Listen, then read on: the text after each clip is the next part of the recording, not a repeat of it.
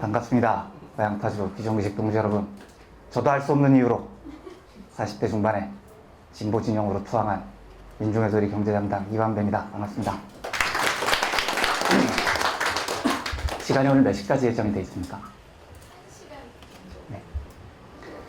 1시간이라는 짧지 않은 시간 동안 저하고 시간을 보내셔야 합니다. 그런데 저는 노동조합, 노동자라는 계급은 언제나 그래야 한다고 생각합니다. 보다 나은 세상을 지향하고 보다 평등한 세상을 만들고자 모이신 분들이십니다. 그 말은 우리가 어떠한 장소, 어떤 위치에 있든지 어떠한 권위주의에도 굴복하지 않아야 된다고 생각합니다.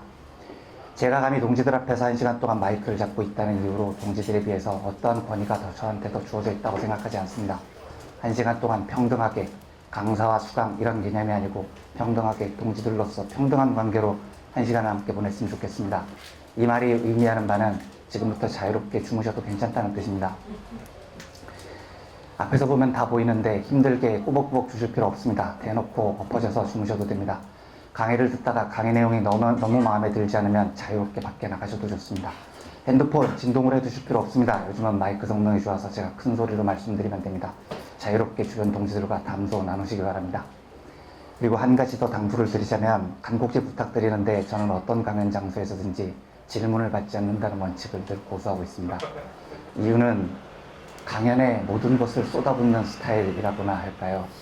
쉽게 말씀드리면 강연 내용에 말씀드린 것 이외에 아는 게 없다는 뜻입니다. 이렇게까지 말씀을 드렸는데 꼭 송곳처럼 한 동지들께서 일어나셔서 질문이 있다고 질문을 하시는 분들이 있습니다. 그것까지 제가 어떻게 말릴 수 있겠습니까? 하지만 간곡하게 부탁드립니다. 기필코 질문을 하셔야 되겠다면 손을 들고 질문을 하실 때 제 표정을 살펴봐 주십시오. 제 표정이 어두워지면 모른다는 뜻입니다. 그러면 질문을 멈추시고 앉아주시면 되겠습니다. 1시간 정도 여유가 있으니까 제가 가벼운 여담 한마디 하고 시작을 해도 괜찮겠습니까? 제가 1997년에 동아일보라는 회사에 입사를 해서 기자 생활을 시작했다고 말씀을 드렸습니다. 그런데 종합일간지에서 제가 10년 동안 기자 생활을 하면서 5년을 사회부, 5년을 경제부에 있었는데요. 사회부 기자 생활, 경찰 기자라고 합니다. 보통 경찰서를 돌아다니는 기자들인데 정말로 군기가 센 직업입니다.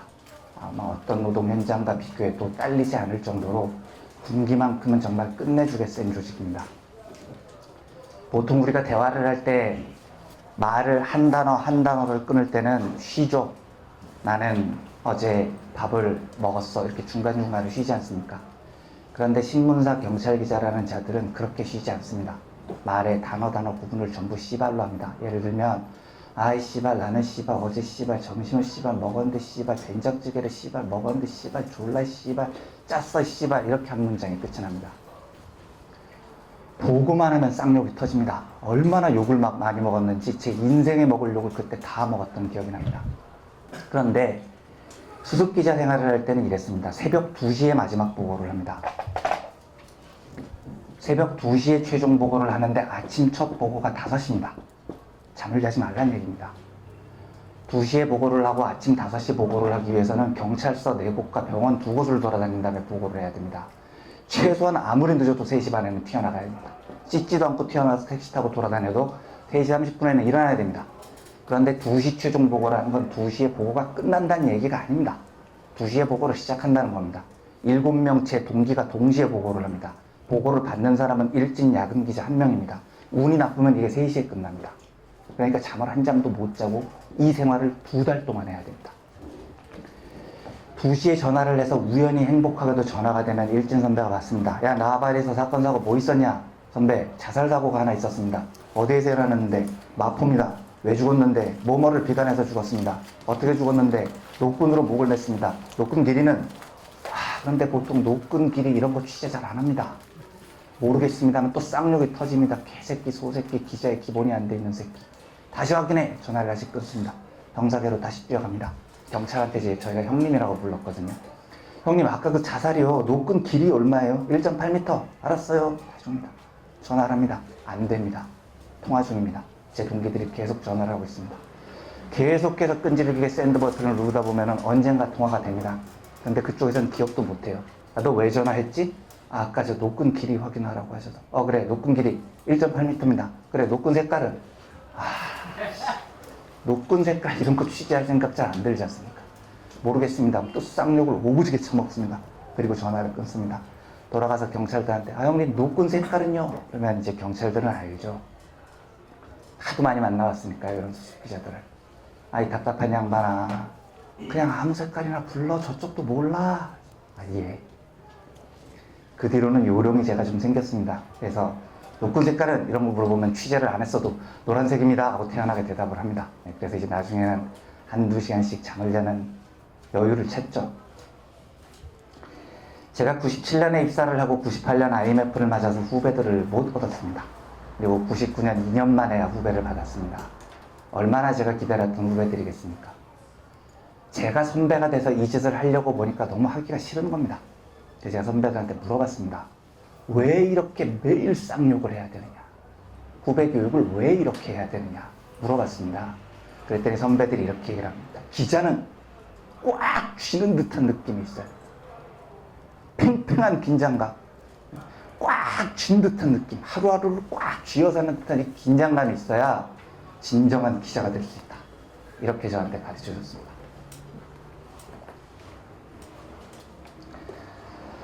경제학 이론 중에 매기 효과라는 경제학 이론이 있습니다. 어떤 거냐면 유럽 북쪽에 덴마크 뭐 이런 나라 있는 곳에요. 정어리, 청어라고 불리는 생선이죠. 이 정어리들이 그렇게 맛이 있는 생선이라고 합니다. 근데 이 문제는 이 정어리들이 살아있는 상태에서 요리를 하면 너무 맛있대요. 그런데 이 정어리들이 환경 변화에 되게 예민해서 바다에서 잡아서 육지로 옮기는데 수조 안에 정어리를 담아놓거든요. 그러면 백발백중 그냥 죽어버린다는 겁니다. 환경이 바뀌면 그냥 죽습니다. 과연 정어리들을 바다에서 수조로 넣은 다음에 육지까지 수조 안에서 어떻게 살리느냐가 핵심입니다. 살려야 됩니다. 그런데 아무도 못합니다. 덴마크의 한 어부가 이 일을 해냅니다. 이 방법이 뭡니까? 비법을 물어봤는데 안 가르쳐줍니다. 그러다가 죽기 직전에 마침내 비법을 공개합니다. 어떻게 하느냐? 메기가 정어리의 천적입니다. 메기를 한 마리 탁 집어넣는 겁니다. 이러면 정어리들이 메기한테 안 잡아먹히려고요. 발버둥을 칩니다. 막 살려고 도망다닙니다. 활발하게요. 그러다 보니 살아있더라는 겁니다. 육지까지 옮겨왔는데. 이 이야기를 들은 경제학자들이 이걸 매기 효과라는 경제학 이론으로 만들었습니다. 요지가 뭐냐? 조직은 팽팽한 긴장감이라는 겁니다. 조직이 더 나은 성과를 내기 위해서는 조직 안에 매기가 있어야 됩니다. 팽팽한 긴장감이 있으면 조직의 구성원들인 정어리들은 살아야 되겠다는 긴장감 때문에 더 빨리 몸을 움직이게 되고 그러다 보면 살아있는다는 거죠. 그래서 더 나은 성과를 낳게 된다라는 경제학 이론입니다. 제가 경찰 기시할 때 느꼈던 거랑 비슷한 거죠. 조직은 긴장감이다. 동의가 되십니까? 네. 개떡 같은 헛소리입니다. 동지들께 여쭤보겠습니다. 스스로를 정어리라고 생각하십니까? 매일마다 살기 위해서, 살아남기 위해서 우리는 발버둥 쳐야 되는 정어리입니까? 제가 이 이론을 듣고 뚜껑이 흔들렸던 게 이 대목입니다. 자본주의는 300년 동안 노동자들을 수조 안에 가둬놓고 정어리로 살라고 가르칩니다. 바둥거려. 살아남기 위해서는 바닥거려. 바닥거리지 않으면 니네는 죽어. 죽기 싫으면 바닥거려. 그러면 더 좋은 세상이 와. 더 좋은 성과가 생겨. 이렇게 우리들을 300년 동안 강요했습니다. 300년 동안 노동자들은 저 수조 안에서 바닥거립니다.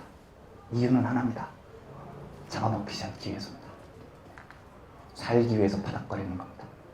끊임없이 이걸 강요받았는데 자본주의는 너희들이 바닥거릴수록 세상은 좋아진다고 거짓말을 합니다. 우리는 여기에 속아서 우리의 꿈이나 우리의 미래나 무엇이 옳은지도 모르고 이 수조 안에 갇혀서 끊임없이 300년 동안 오늘 하루를 살아남기 위해서 바닥거려 왔습니다. 오늘 이 이야기를 동지들과 함께 하고자 합니다.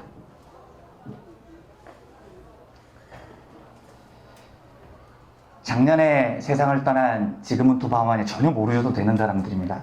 지그문트 바우만이라는 위대한 사상가가 평생을 연구를 했던 게 이겁니다. 왜 자본주의 사회에서 노동자들은 이토록 심하게 착취를 받으면서도 투쟁하지 않고 자본주의에 굴복할까? 이게 이 사람의 영원한 연구 과제였습니다. 그리고 이 사람이 오랜 연구 끝에 내린 결론이 바로 이겁니다. 자본주의는 경쟁을 신격화하는데 모두가 동참한다는 겁니다. 문제는 뭐냐면요, 자본가 계급이 우리 노동자들에게 니네 경쟁해, 수주 안에서 더 빨리 움직여, 살아남으려면 네 옆에 있는 정어리보다도 더 빨리 움직여, 이렇게 강요를 하는 것까지는 이해가 되는데, 지금은 투바만이 진짜 뚜껑이 열리면서 이해를 못했던 부분이 뭐냐면, 피지배 계급인 우리가요, 노동자들이요, 우리조차도요, 이 경쟁을 신격화한다는 겁니다. 지난번 대선 때 모든 대선 후보들이 나와서 그렇게 얘기를 했죠. 내가 대통령이 되면 더 나은 세상을 만들겠습니다. 어떤 세상을 만드느냐? 공정한 세상을 만들겠습니다. 개천에서 용이 나는 세상을 만들겠습니다. 요즘은 그렇지 않잖아요.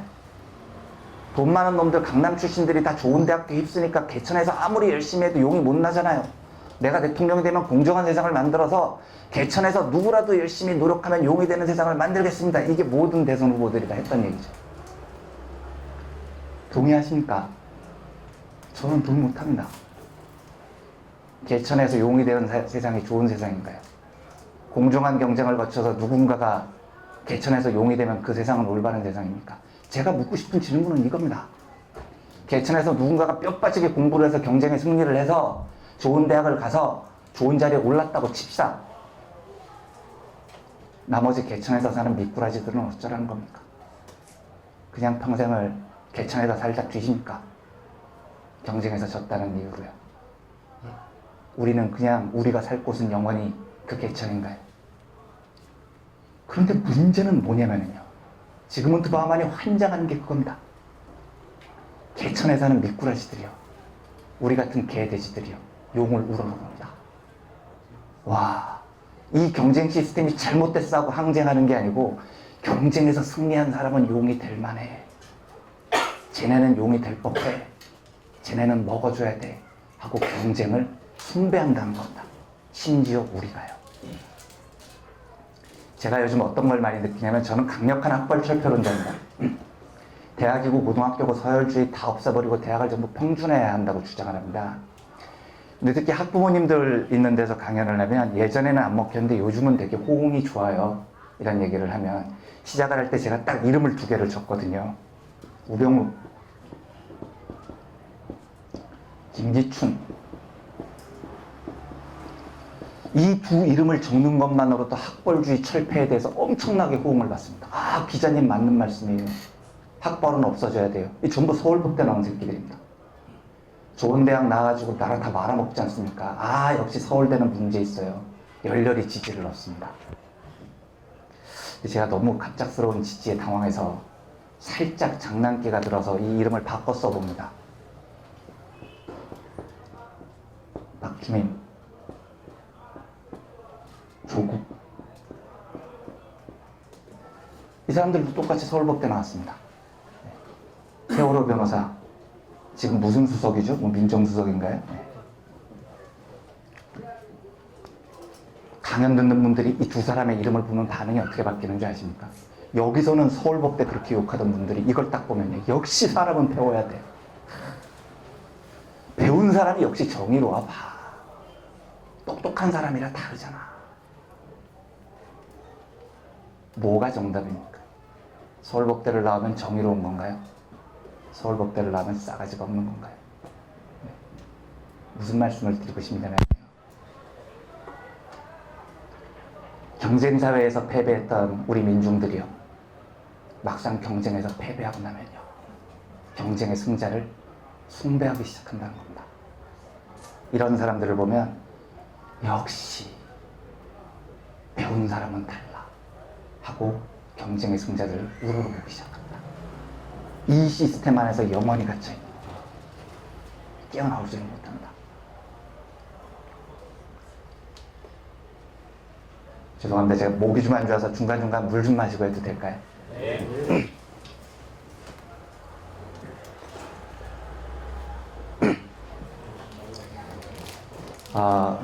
제가 감히 동지들 앞에서 믿어주십시오. 주제넘게 학벌이나 자랑하고 다니는 쓰레기 같은 사람이 아님을 믿어주시기를 바랍니다. 그리고 믿어주실 거라고 확신합니다. 제가 이 이야기를 꺼내는 이유는 사례를 좀 실감나게 들기 위해서지 그 어떤 다른 이유도 있지 않습니다. 믿어주셨으면 좋겠습니다. 제가 이 대학을 나왔습니다. 근데 제가 공부를 어떻게 했냐면 고등학교 때요. 하루에 2시간씩 자면서 공부를 했습니다. 커피를 5잔씩 마셨고요. 바카스를 2병씩 마시고 타이밍이라는 약이 있습니다. 각성제 같은 거거든요. 먹으면 잠이 안 오는 약이 있습니다. 그걸 먹으면서 공부를 해서 재수 끝에 4년 만에 저 대학을 들어갔습니다. 근데 제가 이런 얘기를 하면은요, 많은 분들 반응이 이렇습니다. 와, 대단하다. 공부를 어떻게 그렇게 했냐. 일단 저를 칭송합니다. 그 다음 반응은 제가 얻을 수 있는 지위를 인정합니다. 그래, 공부를 그렇게 열심히 했으면 인정해줘야 돼. 서울대 나갔으면 저 정도 사회적 지위를 얻는 건 먹어줘야 돼. 3단계가 어디로 가는 줄 아십니까? 자기 자신을 비하하기 시작합니다. 나는 왜 못했지? 나는 왜 그때 공부를 그렇게 안 했지? 그래, 나는 지금 이렇게 살아도 마땅해. 내가 공부를 열심히 안 했잖아. 나는 경쟁에 진 사람이잖아. 나는 이렇게 못 사는 게 마땅해. 이 3단계를 거쳐나간다. 지금은 또 마음 안에 제일 두려워했던 게 이겁니다. 자본가 계급이 우리를 착취하기 위해서 수주 안에 우리를 가둬놓고 경쟁을 하라고 가르치는데, 이 경쟁 시스템에 이미 말려든 우리 민중들은요, 노동자들은요, 스스로 경쟁에 패배한 다음에 자기를 자학합니다. 내가 못나서 그랬어. 나는 아무것도 아니야. 나는 이렇게 가난하게 사는 게 마땅해. 그리고 경쟁의 승자들을 찬송하기 시작하죠. 제가 진짜 화나는 게 이런 겁니다. 지방에 가보면은요, 우리 마을 어느 무리 삼리 벽돌집 셋째 아들 사법고시 합격, 이런 거 플래카드 왜 붙이는 겁니까 도대체? 우리 마을에서 누가 사법고시 합격하면 우리 삶이 달라져요? 안 달라지잖아요. 그걸 붙여놓는다는 것 자체가 사법고시를 합격하는 사람들을 우러러보기 시작한 겁니다.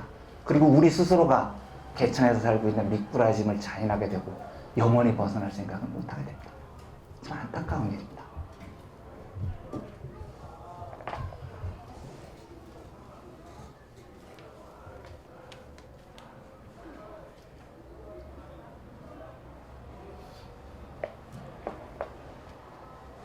어렸을 때부터 우리 보고 바닥거리라고 가르치죠.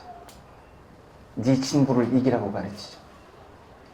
직장에 취업을 해도 마찬가지죠. 우리들이 처한 현실이 그거지 않습니까? 매일마다 끊임없이 바닥거리라고 가르치죠. 그리고 해고되기 싫으면 옆 사람보다 잘하라고 가르치죠. 도대체 이게 뭔데? 네. 도대체 이게 뭔데 우리 삶을 이렇게 올가매고 있습니까? 저는 이 얘기를 하면 제가 좀 흥분해서 그런데, 전철 타고 이런 거 다니다 보면은요, 참 진짜 안타깝습니다. 네. 우리 젊은 청년들이 매일마다 뭔가에 쫓겨서 살아요. 쫓겨서. 그러니까 휴식 시간에도 마음 놓고 편하게 쉬지를 못합니다. 뭘 그렇게 맨날 이겨야 됩니까? 시중에 서점에 가보면 모든 책 앞에는 이기는이 붙어있어요. 승리하는 뭐뭐뭐, 이기는 뭐뭐뭐, 모든 처세술에는 이기는이라는 게 붙어있습니다. 어렸을 때부터 그렇게 교육을 받죠. 네 친구들보다 더 나은 사람이 돼서, 더 좋은 성적을 받아서, 네 친구들을 제쳐서 더 좋은 학교를 들어가서, 그래야 나중에 인생의 루저가 되지 않는다고 가르치죠. 우리 아이들에게 가르쳐야 될 건 그게 아닙니다. 자라나면서 사고의 폭과 깊이를 기르고, 주변 사람들과 대화하는 방법을 기르고, 배려를 기르고, 사회와 소통하는 방법을 배우기 시작해야죠. 근데 우리는 어렸을 때부터 아무에게도 그런 거 안 가르칩니다. 오로지 하나만 가르치죠. 지 친구를 성적에서 이겨라. 부디 혹시 그 자녀분들이 어린 분들이 있으시다면 제가 드리는 이 이야기를 좀 무겁게 받아들여 주셨으면 좋겠습니다. 자녀분들에게 깊이 생각하고 다양하게 말하는 방법을 많이 가르쳐 주세요. 아이의 성적 같은 데 관심 두지 마시고요. 제일 좋은 건 아이들의 말하는 훈련을 많이 키우는 겁니다. 이게 왜 그러냐면 이 비트겐슈타인이라는 언어 철학자가 한 얘기인데, 우리는 생각을 언어로밖에 할 수 없습니다. 여러분들 동지들께서는 생각을 하실 때 언어 이외의 것으로 생각을 하시는 경우가 있습니까? 그렇죠? 우리가 노동이라는 개념을 생각하기 위해서는 노동이라는 단어를 알아야 됩니다. 우리말을 많이 알아야 됩니다. 우리말을. 어렸을 때부터 이상한 영어, 수학 이런 걸 가르칠 게 아니라 우리말을 많이 알아야 됩니다. 그러니까 자녀분들과 많이 대화하시고요. 자녀분들에게 우리말을 많이 쓸 수 있는 기회를 많이 가르쳐 주세요. 제가 우리 첫째가 지금 고등학교 1학년인데 작년인가 이 쓰레기를 버리러 가는데 웬 중학생 좀 큰 A쯤 돼 보이는 애가 걸어오면서 아 씨발 진짜 족같지 않냐 뭐 되게 막 말을 험하게 하고 오더라고요. 그래서 네 집안들인데 저렇게 말을 싸가지 없이 하냐고 쳐다봤더니 우리 아들이에요. 그래갖고 서로 딱 눈이 마주쳤는데 너무 어색하잖아요. 그래갖고 이렇게 보고 있다가 올라왔습니다. 그래서 애가 이렇게 어색하게 쭈뼛쭈뼛하게 오길래 일로 와봐, 너 좀 앉아봐. 내가 이제 야단 맞을까봐 이렇게 보고 있는데, 아들, 너한테 내가 별명을 하나 지어주겠다. 앞으로 네 별명을 씨발맨으로 하자. 이제 이 얘기는 용인해 주겠다는 겁니다. 그런데 동지들 다 기억하시겠지만 중학교 3학년쯤 됐는데 씨발 족간내를 막을 방법이 없습니다. 저도 중학교 1학년 때부터 씨발 거리고 살았어요. 그거를 집에서 바른 말 고운 말 써라 그렇게 백날 해봐야 소용이 없는 겁니다. 제가 말씀드리고 싶은 건 뭐냐면, 아이가 아이 씨발 족간내를 하는 건 막을 수가 없는데요, 모든 놀라움의 감정을 아이 씨발 족간내라는 하나의 표현으로만 표현해서는 안 된다는 겁니다. 그러니까 아이 씨발 족간내에는 아이 씨발 족간내만의 감정이 있는 거예요. 근데 그 말밖에 그 아이가 모르면 모든 놀람의 과정을 아이 씨발 족간내라는 분노의 감정으로 실행을 하게 됩니다. 동지들 한번 잘 생각을 해보십시오. 우리 이런 말 잘 안 쓰지만 이런 말 기억나십니까? 어럽쇼, 맙소사, 악불사 이런 단어들 있잖아요. 잘 안 쓰죠. 우리 애들 모릅니다, 이 말을요. 근데 잘 생각해 보세요. 어럽쇼에는 어럽쇼의 감정이 있는 겁니다. 이건 아이 씨발 족간내하고 달라요. 예, 맙소사에는 맙소사만의 감정이 있는 겁니다. 이건 아이 씨발 족간내하고 다른 겁니다. 이 단어들을 알아야 아이들이 다양한 놀라움의 감정을 표현할 수 있어요. 그런데 예를 들어서 아이 씨발 족간내밖에 모르면 제가 우리 아들한테 아들 특별용돈 3만원 주고 와 씨발 족간내 이거 이상한 겁니다. 그러니까 놀라움의 감정을 다양하게 표현할 수 있도록 왜 이 얘기를 하고 앉아있죠? 근데 어쨌든 이게 정말로 좀 아이들의 생각과 폭이 사회에 소통하고 민주적으로 커나가기 위해서는 대화를 많이 하십시오. 그게 제일 좋은 길입니다. 경쟁 얘기하다가 제가 갑자기 흥분을 해가지고 죄송합니다.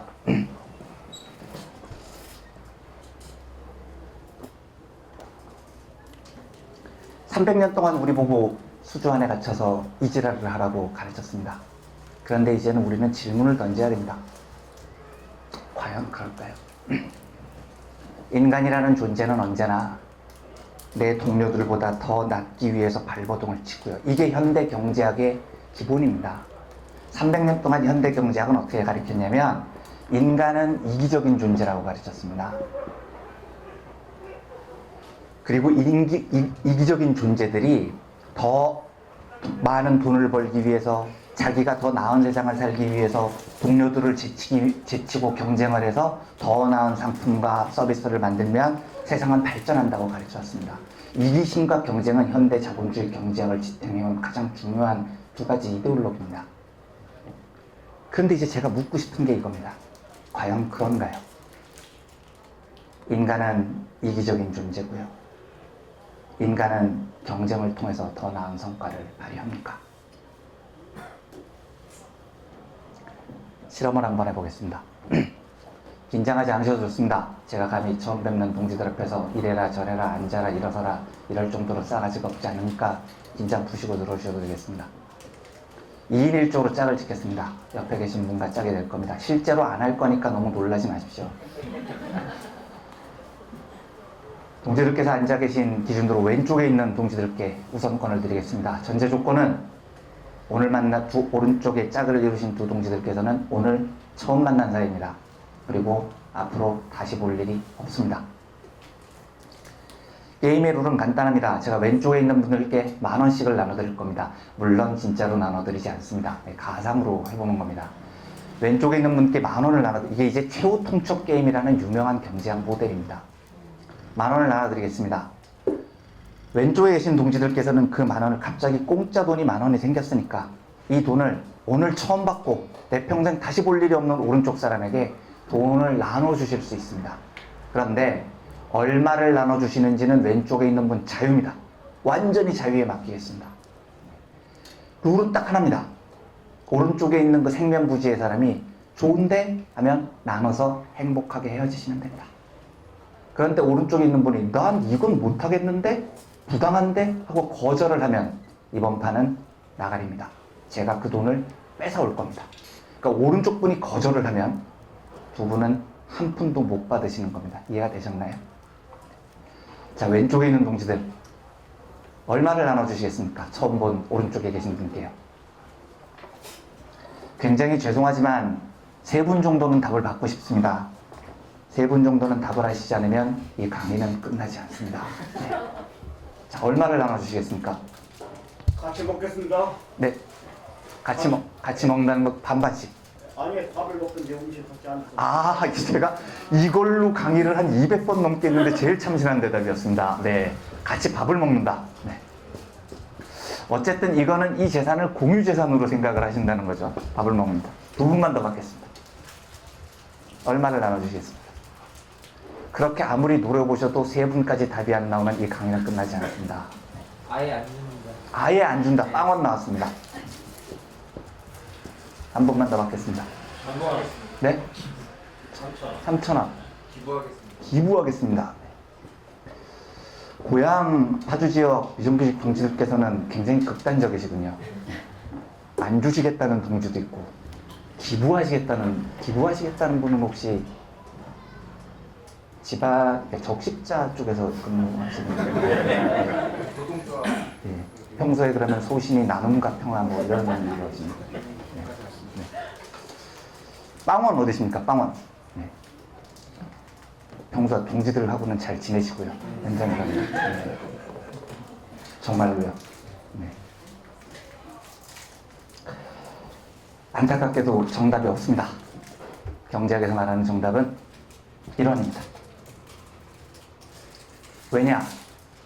영어를 말씀하신 동지와 비슷한 생각을 하고 있는 겁니다. 경제학은 인간이 이기적이라고 가르칩니다. 내가 제일 많이 갖고 싶습니다. 10,000원을 다 갖고 싶어요. 그런데 빵원은 정답이 아닙니다. 왜냐? 빵원을 제안을 하면 오른쪽에 있는 사람이 그걸 받을 이유가 없잖아요. 나한테 생기는 게 없는데. 거절합니다. 오른쪽 사람이요. 나가리가 되면 제가 다시 뺏어올 겁니다. 그래서 빵원이 정답이에요. 주기는 줘야 됩니다. 얼마를 줘야 되느냐? 제일 적게 주는 겁니다. 1원입니다. 그러면 오른쪽에 있는 사람은 어떻게 할까요? 저 1원을 거절해야 되겠습니까? 받아야 되겠습니까? 받아야 됩니다. 거절하면 저 1원이 안 생겨요. 1원이 안 생기는 것보다 생기는 게 낫잖아요. 경제학적으로는요. 그렇죠? 그래서 오른쪽에 있는 사람은 1원을 받아들입니다. 그래서 경제학적으로 이 모형의 결론은 1원을 나눠주는 것으로 끝이 납니다. 동지들께서 지으시는 이 의아한 표정의 의미를 잘 알고 있습니다. 네. 이상하죠? 실제로 행동경제학자들이라는 일본의 무리들이 있습니다. 심리학을 전공으로 한 사람들인데 이 모델을 보더니 말 같은 노래를 해라. 이게 말이 되냐? 진짜 이게 1원이라고?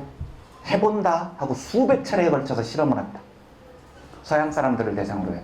우리나라 사람들보다 훨씬 더 체면을 안 가리고 훨씬 더 이기적인 서양 사람들입니다. 이 서양 사람들을 대상으로 수백 차례에 걸쳐서 실험을 한 결과 두 가지 결론이 나옵니다. 첫째, 정답은 당연히 1호는 아닙니다. 서양 사람들의 실험 결과 첫째, 서양 사람들조차도 난생 처음 보고 다시 볼 사람이 없는 오른쪽 사람에게 평균 4,000원 정도를 나눠줍니다. 둘째, 2,000원 이하의 제한을 받은 사람들은 오른쪽에 있는 사람들이죠. 하늘 없습니다.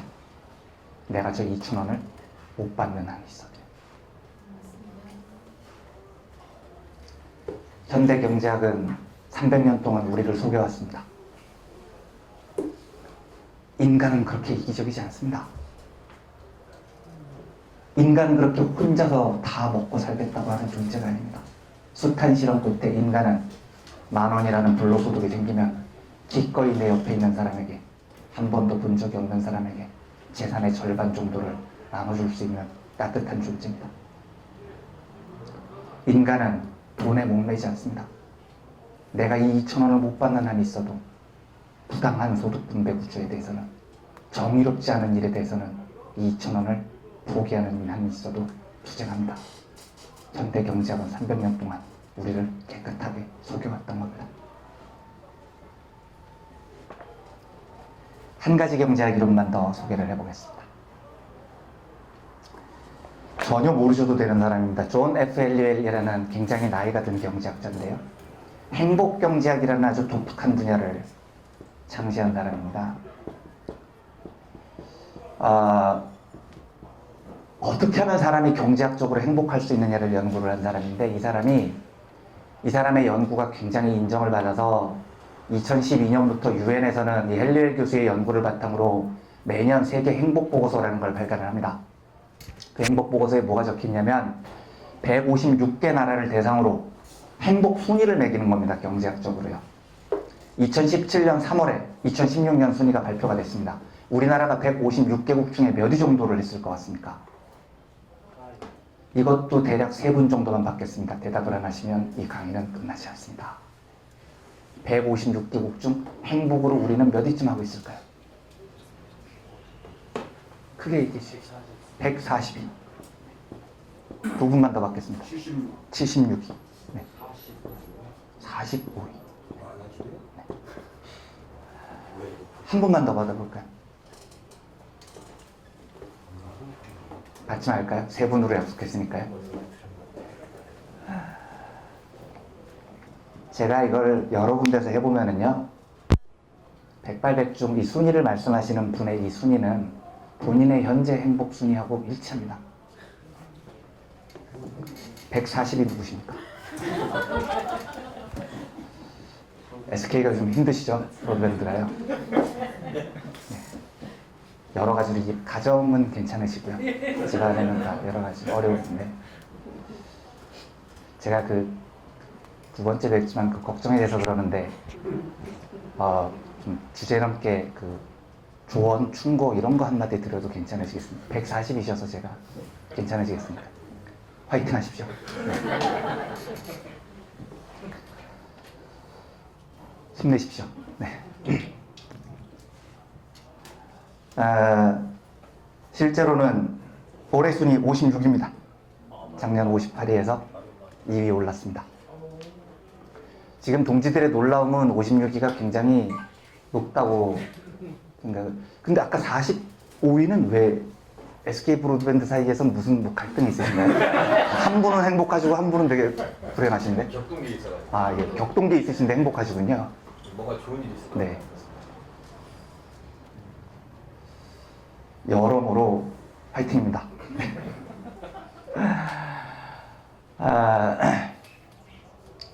이 행복 순위를 결정하는 6가지 이유가 있습니다. 그런데 돈이 행복에 영향을 안 미치지 않습니다. 네. 우리나라 1인당 GDP가 27,000달러 정도 되거든요. 그러니까 4인 가구 기준으로는 평균 소득이 1억 3천만 원 정도 됩니다. 놀랍게도요. 예. 말도 안 되는 개소리지만 어쨌든 평균 수치가 그렇게 나와요. 이제 여기서 우리가 순위를 바짝 끌어올리죠. 그런데 두 번째부터 이제 순위가 팍살이 나기 시작합니다. 6가지 기준이 똑같은 비중으로 반영이 되거든요. 자주적인 삶의 선택이라고 합니다. 여기서 진짜 순위가 개박살이 납니다, 우리가요. 제가 동지들께 하나 여쭤보겠습니다. 대답하지 않으셔도 좋습니다. 속으로 대답해 주십시오. 속으로. 지금 동지들께서 하고 계시는 그 일이요. 그 일이, 그 직업이 어렸을 때 꿈이셨던 분 있으십니까? 나는 지금 이 일을 어렸을 때부터 꿈꿔왔던 분들 계세요? 제가 어딜 가서 물어도 내 꿈을 지금 살고 있는 사람을 본 적이 없습니다. 대한민국에서 꿈을 살고 있는 사람이 누가 있습니까? 먹고 살기 위해서 수조 안에 정어리가 돼서 하루하루 파닥거리고 살 수 있을 뿐이죠. 심지어요, 동지들은 스스로 내 꿈이 뭔지 기억은 나십니까? 내 꿈이 뭐였는지 회고는 하십니까? 우리 다음 세대 아이들에게 네 꿈이 뭐냐고 물어보기는 합니까? 우리가요? 살아남으라고만 얘기하죠. 살아남으라고만 얘기하지 않습니까? 아무도 이 사회 구성원들은 꿈을 이루고 살지 못합니다. 심지어 꿈이 뭔지 묻지도 않습니다. 우리는 꿈이 뭔지 잊어버린 적이 오래입니다. 박살이 납니다, 여기서. 순위가요. 건강기대 수명이라고 합니다. 얼마나 우리가 오랫동안 건강하게 살 것을 기대하느냐를 묻는 겁니다. 얼마나 오랫동안 살 것을 기대하십니까, 동지들께서는요? 진실을 알려드릴까요? 잠깐 옆에 있는 동지들 얼굴을 한번 바라보십시오. 볼밑까지 내려온 다크서클이 눈에 보이기 시작하실 겁니다. 우리는요, 결단코 건강하게 오래 살 것을 기대하는 사회가 아닙니다. OECD 최장 노동시간을 자랑하는 나라입니다.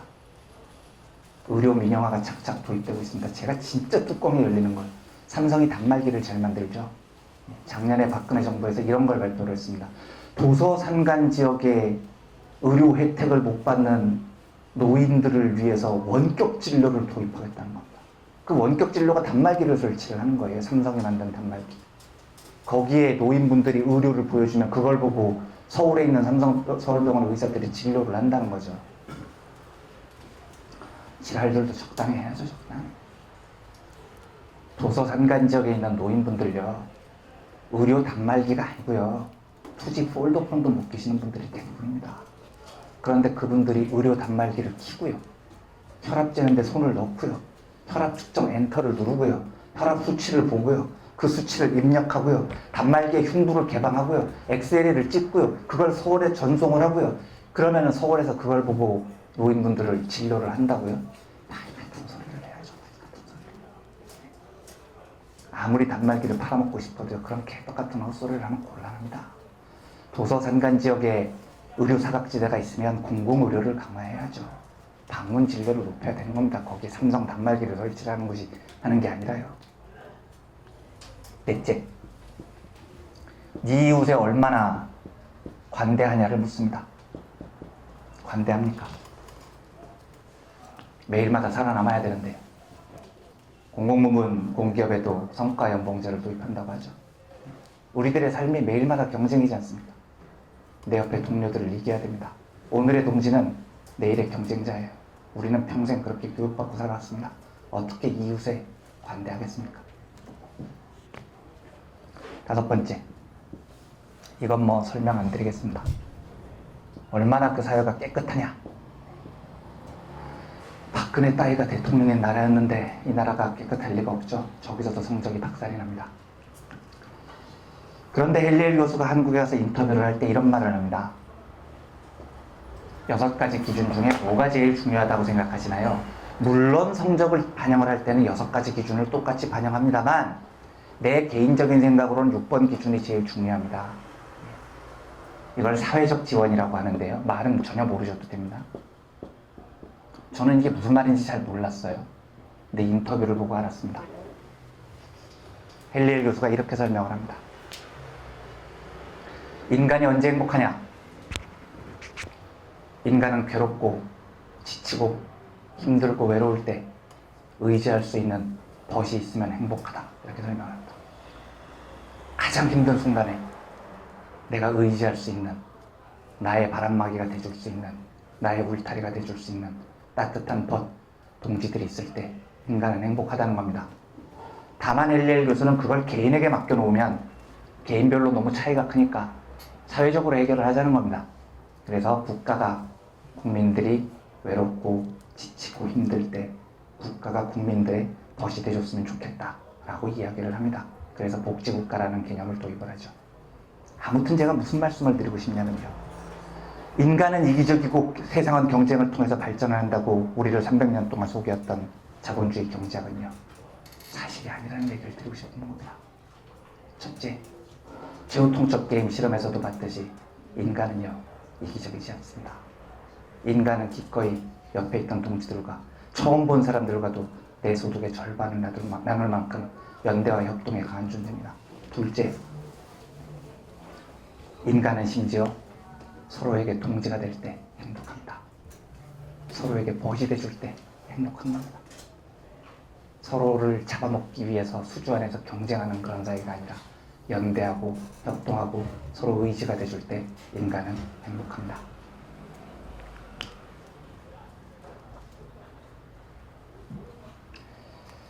다시 수조 안으로 돌아와 보겠습니다.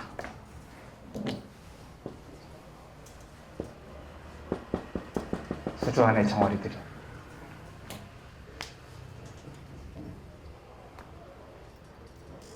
근본적으로 질문을 던져야 됩니다. 자본주의는 우리 노동자들에게 수조 안의 정어리로 살라고 가르칩니다. 그리고 매일마다 메기를 한 마리씩 집어넣죠. 그리고 끊임없이 살아남으라고 강요합니다. 바닥거리라고요. 바닥거려야 되겠습니까? 상식적으로 이야기를 해보겠습니다. 우리 세상에 메기가 저렇게 우리를 잡아먹겠다고 들어왔을 때요. 우리는 어떻게 해야 됩니까? 내가 살겠다고 내 옆에 있는 정어리보다 더 빨리 헤엄치면 살아남을 수 있습니까? 오늘이 지나도 내일이면 또 메기가 들어올 텐데요. 모레면 또 메기가 들어올 텐데요. 동지들 잘 아시지 않습니까? 우리가 왜 노동자 계급이겠습니까? 우리가 노동자 계급인 이유는요. 계급은 세습되기 때문에 계급인 겁니다. 우리가 노동자면 우리들의 자식들도 노동자인 겁니다. 우리는 영원히 이 수준 안에서 벗어날 수 없습니다. 오늘을 살아남아도요. 내일 메기가 들어오는 이 현실을 피할 수 없습니다. 그러면 메기가 들어왔을 때 우리는 어떻게 해야 되겠습니까? 너무나 상식적인 이야기입니다. 적어도 우리 숫자가 훨씬 많을 거 아닙니까? 우리 목숨을 빼앗겠다고 자본이 메기를 저 수조 안에 집어넣으면요. 물어뜯어 죽여버려야죠. 다음날 또 집어넣으면요. 또 물어뜯어 죽여버려야죠. 다음날 또 집어넣으면요. 이젠 말이 안 통하는 겁니다. 수조를 깨고 우리가 살던 곳으로 돌아가야 됩니다.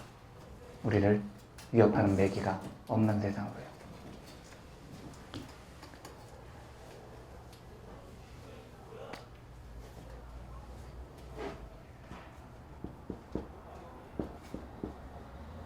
자본주의를 300년 동안 지탱해온 이 경쟁이라는 시스템이 무서운 건요. 민중들 스스로를 패배자로 인정시키기 때문입니다.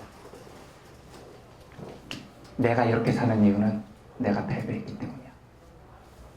내가 이렇게 사는 이유는 내가 공부를 열심히 안 했기 때문이야. 내가 이렇게 사는 이유는 직장에서 내가 열심히 안 했기 때문이야. 민중들 스스로 자기 자존감을 땅바닥으로 깔아뭉갭니다.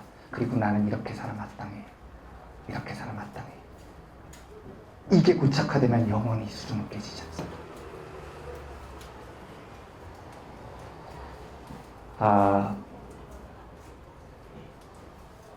드라마 송곳이라는 드라마를 보면요.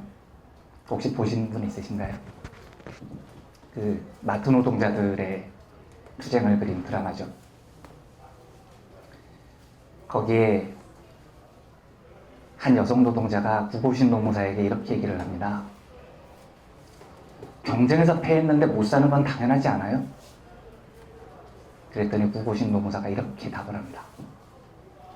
패배는 죄가 아니오.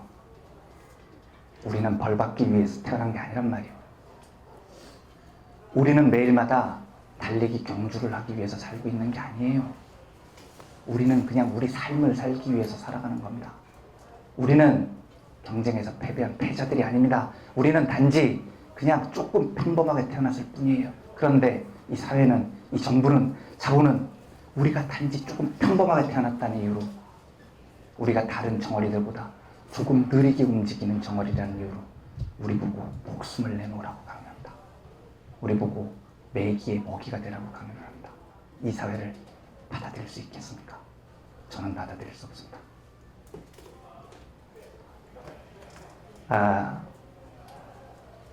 동지들께 부탁드립니다. 파편화된 개인으로 내가 하루하루 살아남는다는 마음으로 이 수주 안에서는 절대 살아남을 수 없습니다. 제가 특히 노동자 동지들께 항상 그런 이야기들을 많이 드립니다. 이곳 노동자들의 투쟁에 동참하지 않는 동지들이 있다면 꼭 이야기를 전해주십시오. 너 혼자서 그렇게 절대 못 살아남는다. 너 오늘 살아남았을지 몰라도 내일도 똑같은 일을 겪어야 되고 모레도 똑같은 일을 겪어야 되고 글피도 똑같은 일을 겪어야 된다고요. 네가 겪었던 그 일을 네 자식들도 겪어야 되고 네 손주들도 겪어야 된다고요. 못 벗어난다고요. 방법은 나 혼자서 살아남겠다고 이 수정 안에서 매기를 피해서 마구마구 빨리 더 빨리 내 동료 정어리들보다 빨리 헤엄치는 게 아닙니다. 살아남았다고 우와 나는 살아남았어 라고 외치는 동지들이 있으면 꼭 전해주십시오. 앞만 쳐다보지 말고 뒤를 쳐다보라고. 그러면 진실이 보이기 시작할 겁니다. 와 나는 살아남았어 라고 외칠 때 살아남은 앞뒤를 보면 잘 안 보이지만 뒤를 돌아보면요 진실이 놓여있죠. 뒤에는 나 대신 매기들한테 잡아먹힌 널브러진 동지들의 시체가 보이기 시작할 겁니다. 우리가 오늘 살아있는 이유는요. 우리가 잘나서가 아니고 우리보다 평범했던 동지들이 어제 죽었기 때문입니다. 방법은 그 동지들을 죽게 놔두고 우리만 살겠다고 계속해서 수조 안에서 바닥거리는 게 아닙니다. 매기를 죽이고 수조를 깨는 겁니다. 쿠바의 위대한 혁명가였던 체 게바라가 그렇게 이야기를 했습니다. 동지들, 자유와 평등, 그 소중한 권리를 원하십니까? 네. 자유와 평등, 그 소중한 권리는 딱 동지들이 투쟁한 만큼만 주어집니다.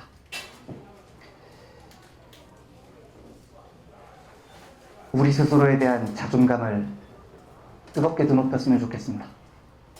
우리는 세상을 움직여왔던 노동자들이지 수주 안에서 매일마다 살려고 바닥거리는 정어리가 아닙니다. 혹여 이 사회가 만들어 놓은 저 경쟁 시스템에서 우리가 몇 차례 밀린 일이 있다고 해도 우리는 패배자가 아닙니다. 우리는 단지 그냥 조금 평범했을 뿐입니다.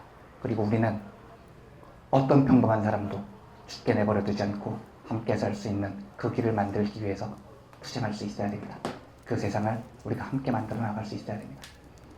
딱 우리가 투쟁한 만큼만 주어지는 자유와 평등이라는 소중한 권리를 위해서 고향, 파주 지역, 비정규직, 노동자 동지분들의 모든 투쟁을 뜨겁게 연대하고 지지하겠습니다.